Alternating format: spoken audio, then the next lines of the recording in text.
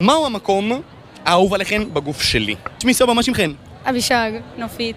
אוקיי, אז אני רוצה לשאול אתכן, מה מצאכן פה היום ברוטשילד? סתם, כן.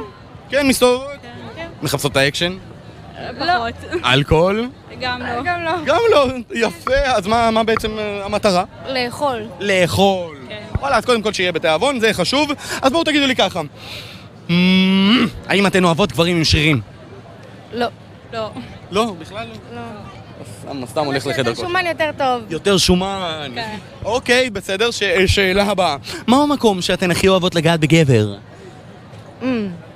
צוואר. בצוואר. כן. היא כולה כזה... בצוואר, כמובן. תרמתי איתה. אוקיי, מהו המקום שאתן הכי אוהבות שגבר נוגע בכן?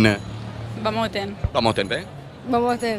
יש משהו שאת... אנחנו מסכימות אחת עם השנייה, זה טוב. אתן יודעות, אתן יכולות